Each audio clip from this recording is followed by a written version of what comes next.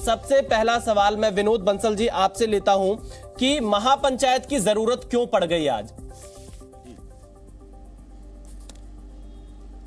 विशाल जी, देखिए, जो परिपाटी है, परंपरा है कि हमारे समाज में जो मूर्धन्य लोग हैं वही आगे की रणनीति तय करते हैं। जब समाज के ऊपर हमला हुआ है तो समाज ही तय करेगा ना आगे क्या करना है उसमें। तो इसलिए वो जो समाज के लोगों ने महापंचायत बुलाई, आपस में मिल बैठ के तय किया कि आखिरकार जो कुछ हुआ, जिस तरह से दरिंदों ने और हिंसक भीड़ ने और जिस तरह से आतंकी मानसिकता के लोगों ने वहाँ पर सामूहिक नरसंहार करने का जो प्रयास किया था 31 अगस्त को,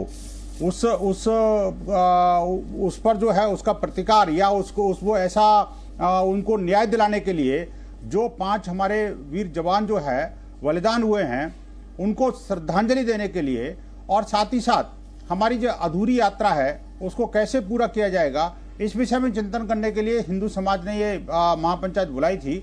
और उस महापंचायत में बेसिकली यही चिंता थी उनकी सबकी कि आखिरकार किस तरह से हिंदू समाज को वहाँ पर जो नगण्य संख्या में रह गया है।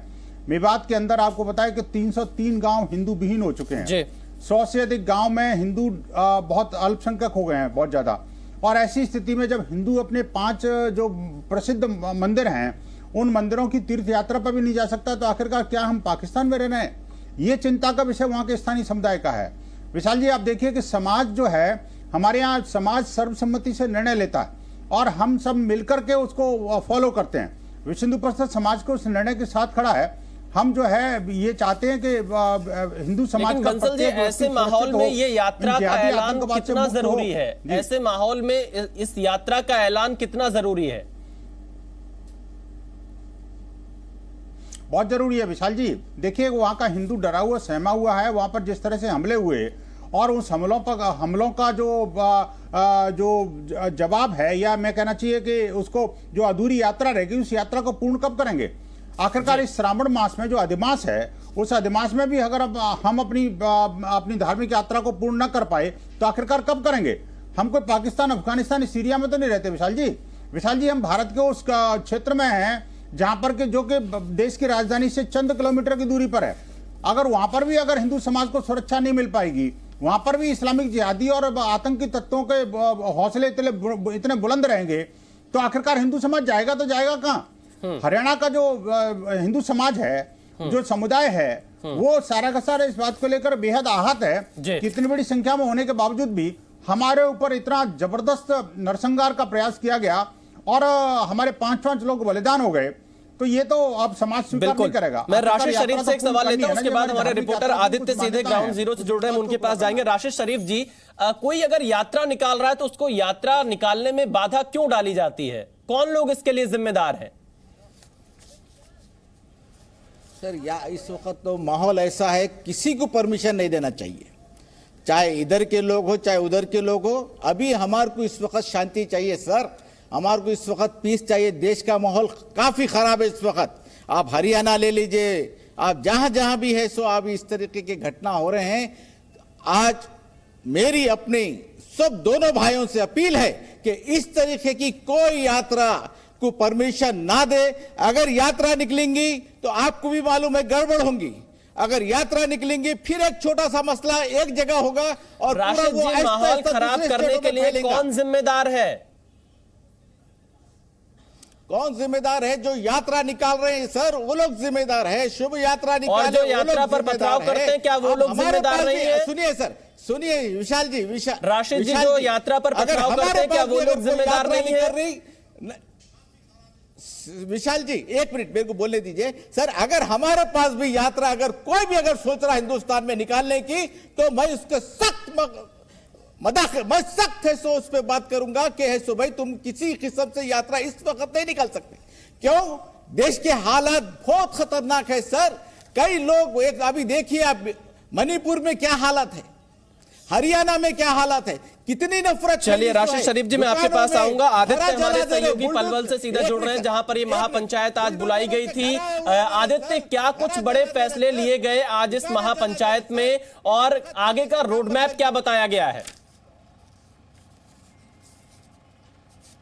बिल्कुल विशाल, मैं आपको बताऊंगा, लेकिन आपकी स्वीकृति के साथ एक बात कहना चाहूंगा, क्योंकि जब ये लाइव चल रहा था तो राशिद जी कुछ बोल रहे थे और आज इसी महापंचायत में नू का बड़ा प्रतिनिधित्व था। 100 से अधिक संख्या उसी जिले से थी जहां पे हिंसा हुई और इसी नू के कई लोगों ने इस चीज़ को कहा कि 4 दिन पहले उसी यात्रा से और लगभग 4 दिन पहले ही वहाँ पे ताजिए निकले थे बड़ी संख्या में, किसी तरीके का कोई पथराव नहीं हुआ, शांतिपूर्ण तरीके से सारी यात्रा निकल गई।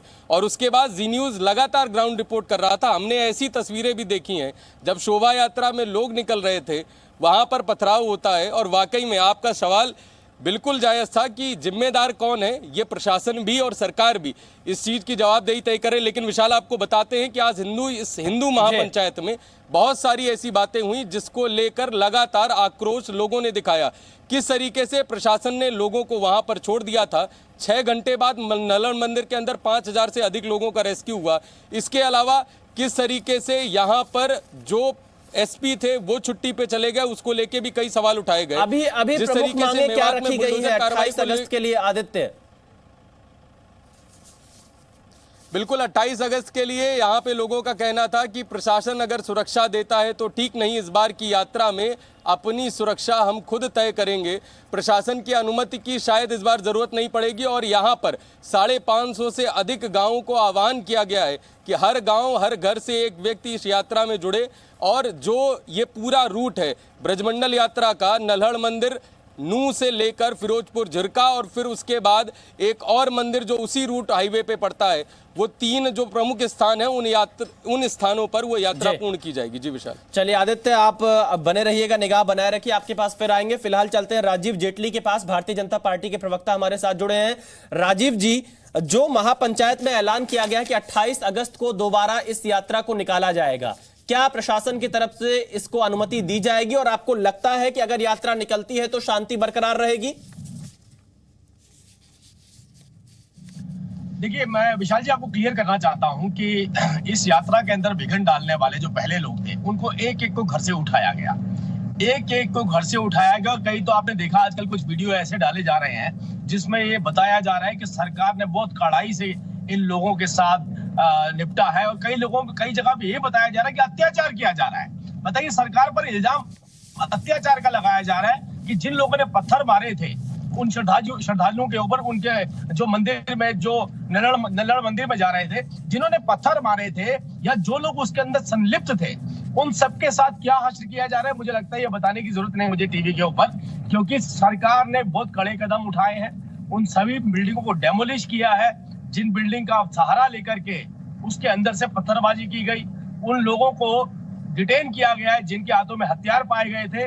और मैं तो कहूंगा कि मैं सभी राजनीतिक पार्टियों को मिलकर के हमारे साथ खड़ा होना चाहिए और बोलना चाहिए कि मामन खान जैसे व्यक्ति, जिस आदमी ने इस नू के दंगे के अंदर आग लगाई, जो कांग्रेस का विधायक है, उस विधायक के खिलाफ कड़ी से कड़ी कार्रवाई करनी चाहिए। सरकार कार्रवाई करेगी वो अलग सब्जेक्ट है, लेकिन उस राजनीतिक पार्टी को भी कदम उठाना चाहिए जिस राजनीतिक पार्टी का वो विधायक है।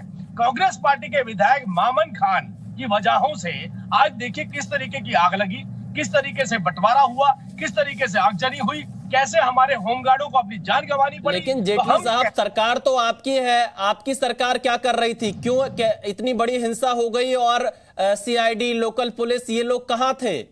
सवाल तो आपके ऊपर लगातार उठ रहे हैं। देखिए, ये एक साजिश के तहत, मैं पहले भी बोला आपको, एक साजिश के तहत लगभग 900 पुलिस वाले सुरक्षा में लगाए गए थे।